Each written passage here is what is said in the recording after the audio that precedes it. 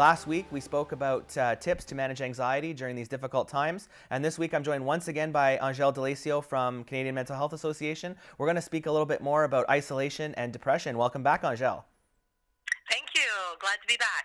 All right, so obviously we're being told that we have to stay indoors, that we're not able to see our friends or really well anybody that doesn't live with us.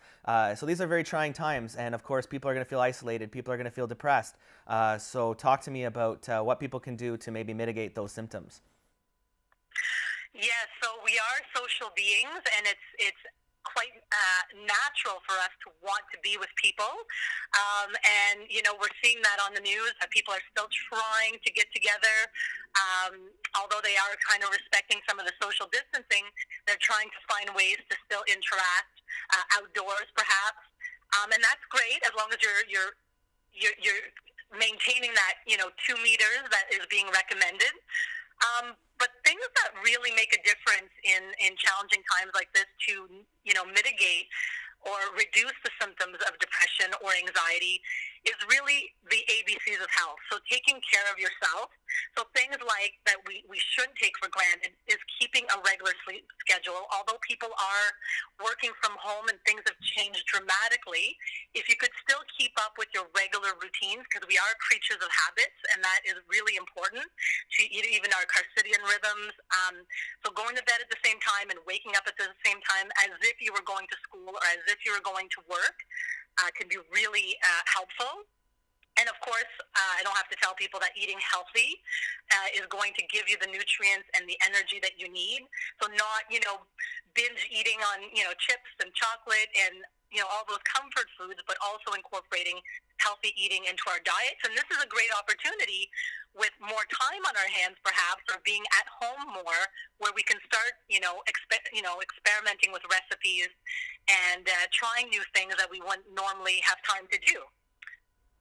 Excellent. And you mentioned right at the top about us being social beings, and we live in a day and age where people are just not only a phone call, but a text message or even a video chat away. So talk to me about the importance of still maintaining social contact while still maintaining social distancing. Yes. So I kind of have people on speed dial where I rotate friends and family, and they're doing the same, and we're connecting through the phone.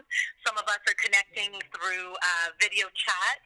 I've even seen people, and I love this, doing a wine and cheese event where everybody is online together and they're talking about their day or their week, or doing board games through video chat. Those are all great ideas. A lot of businesses are doing their regular programming through video. So, for example, tonight I often would go and do a Zumba class with Crystal, and she's going to be doing a Skype Zumba class tonight for everyone to join in. So again, people are just being very creative, but we can still do the things we used to do. We're just doing it in a different way. But very important to find ways to socially connect during these challenging times. Absolutely. And another thing you touched upon is going outdoors. And we've heard science, talk about the benefits of going outdoors, fresh air, sunlight, things like that. But maybe you can elaborate a little bit more on, again, as long as you're staying safe and keeping a distance, the importance of maybe going for a walk around your neighborhood. Yes. And, you may walk by somebody and you're, again, interacting socially by saying good day, good afternoon. I saw a lot of children in the neighborhood not playing together, respecting the social distancing, but there was a chalk challenge. And it was kind of going around my neighborhood, and I thought it was fantastic, where people were drawing positive messages. And while people are walking around the neighborhood, they're inspired by, again, a lot of the creativity, but the positive messaging and seeing this along their route. So that was a great idea by a parent in the neighborhood. But there are lots of things that we can do. We can go, I listened to the news this morning, and going for a bike ride. I mean, spring is coming, or spring is here. It feels a little chillier than usual, but in the days to come, it will be nice out that we can go for a bike ride. We can go for a walk. We can go for a jog. We can play hopscotch with our kids. We can do all of those things, just limiting how many people that we're interacting with. So spending that 15 minutes a day minimum outside is going to do wonders for our mental health. So that should be something that we're scheduling in, not just optional, but really essential for our mental health at this time. Absolutely. And just finally, we know that now more than ever, it's important to stay together and check in on one another. It brings up the old adage that no man is an island. So talk to me about the importance of reaching out to our friends, our family, our neighbors, and asking, are you okay? How are you dealing with this? Yeah, and I have had some situations where, just someone experiencing maybe a cold is now thinking to themselves, is this COVID-19, and the anxiety and that comes from that, and trying to support people who may be experiencing just your regular common cold, but that can be developing into something more, developing those fears into people. So doing a regular check-in with people, friends, family, and encouraging some of these resources. So if they are concerned, for them to call their local public health unit or to call the 811 number that's been recommended, and to be able to reassure themselves that this is just a cold.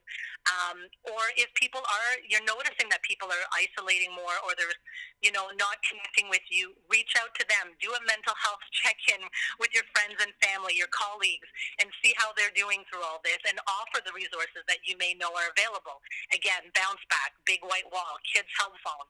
A new resource that was just put in place through the City of Cornwall is a helpline to answer questions about COVID-19.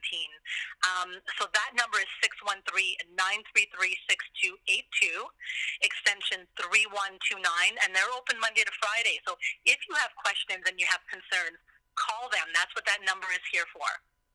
Excellent. All great advice. And on that note, Angele, I'd like to thank you for joining me once again and enlightening our viewers on all these facets of mental health during this crisis. And again, wish you the best of luck, and thanks again.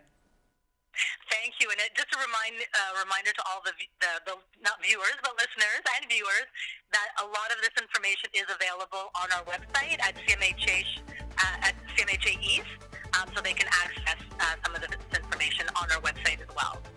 Excellent. Thank you, Angele.